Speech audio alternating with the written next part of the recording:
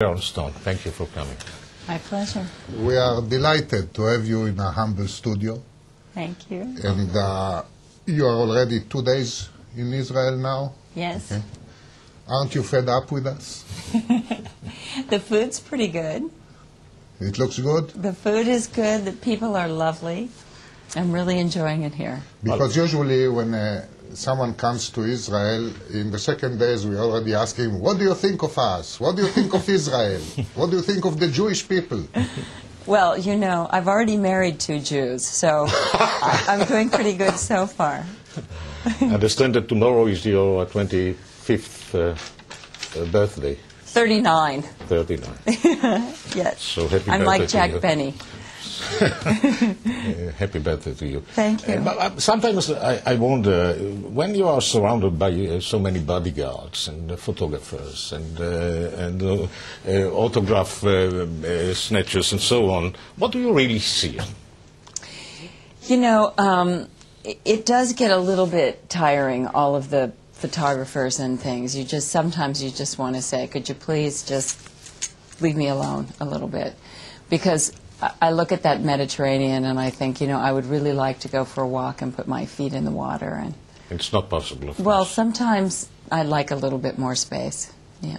And you don't have it at all. Not right this minute, but I suppose if I was here longer, people would get tired of me and then I would have more space. And now, when you are tired of filmmaking, you expose yourself to political movements or initiatives. Well, I'm hoping that peace is an apolitical movement and that people will sort of think of it in that way and recognize that peace is not really political, and it's not something far away from them, that peace, in fact, is something that exists right here inside you, and it's in your hand, and that it's something that we do each day. It's something that occurs in our heart. I dare to say that it's something American naivete to think that peace is... peace, after all, is a political issue. Not really. Peace is something that you do when you let someone out in traffic. Oh. Peace is something that you do when you pick up the trash off the street. Peace is something that you do when you put your shopping cart back at the supermarket instead of letting it smash into the car next to you. And it's something that you do in each of these movements so that you create a different sort of beingness in you. Because, in fact, peace is something that we do one by one. And if we imagine that it's just a political movement, it's something that someone else does far away, that is naivete. Because then who is it really that's doing it? Some person in a government seat? Politicians. Because they don't do it. Politicians. Do they? Politicians. Do they do it? Yeah. Or not. Or not. And in fact, if we don't do it, and if we don't do it one by one, then anthropologically, it doesn't get done. But when we do it, it happens.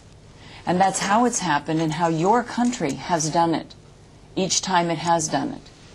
And your country is the finest example of the way that it has gotten done. Piece by piece, step by step, and that's why I'm here. Because I believe that if any country is going to create an example of peace and how it can get done, your country is the country that can do it and does do it. And I don't believe it's political. I do believe, and this is why I do talk about it and why I have talked about it all over the world. I want to ask you, before we go into motion pictures, about America. You are very active in fighting for social causes, fighting against AIDS. What is your reaction to the fact that South Dakota has a new law now, anti-abortion law? Well, I'm old enough to remember when there were no abortion rights in my country. And I'm old enough to remember when my very own friends died from having abortions. I think it's ridiculous. I think that it's not going to stop people from having abortions, it's just going to stop them from having safe abortions. So I think it's absurd. What happened to the American society, which go backwards in these causes? Well, I can't say, because I can't speak for all of America, but I can say that certainly we have backlash sometimes when we have varying behaviors where people act out when they think, does this greedy thing work for me? Does that greedy thing work for me? Does this thing work for me? Instead of saying, does this work overall for our nation?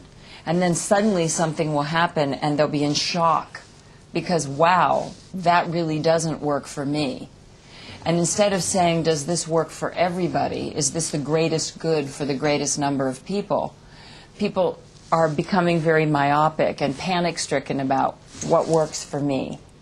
And I think until we are working as a team and as a look for what works for the most people, we're not working sanely and constructively. Would you say that Brokeback Mountain, the movie, did not win an Oscar because the Academy are too conservative to accept gay cowboys? Actually, Brokeback Mountain won an Oscar for Best Director, which is a very big Oscar, one of the biggest Oscars that happened. So I think that the Academy did accept that it was a fine and important motion picture. I think the fact that the movie Crash won Best Picture was because it was a fine and important film. I don't think it was an anti-gay statement that it didn't win. I'm sure it was a close call about who won, and Ang Lee won because he was the best director. We would like, I mean, there's no way not to talk about Basic Instinct. And I know that I'm you glad are quite, to hear it. and I know that you are quite fed up because you had so many questions about it. And I'm actually quite thrilled because I want it to be a big hit. Yeah. Now, but I'd like to ask you, you were shooting this film, and the next day you come and watch the rushes. No. I didn't see the film until it was completed, and I saw it in a screening room with a lot of other people. And what went into your mind when you saw it?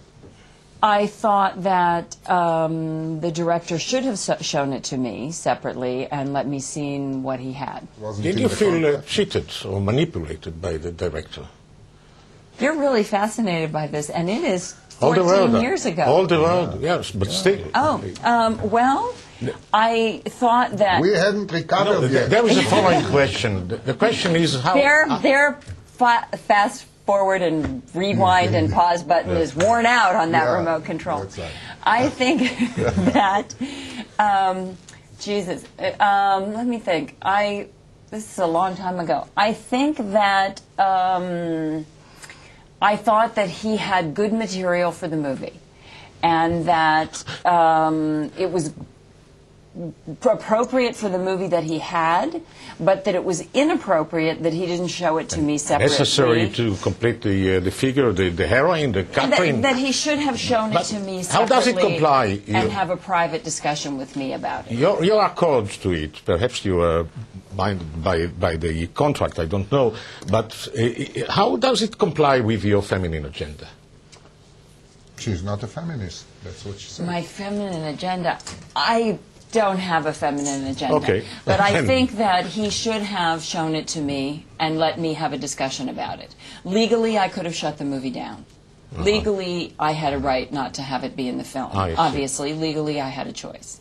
But I felt that it was appropriate to the film that he had. I felt that ethically, as a director, he should have shown me the material that he had and let me see it.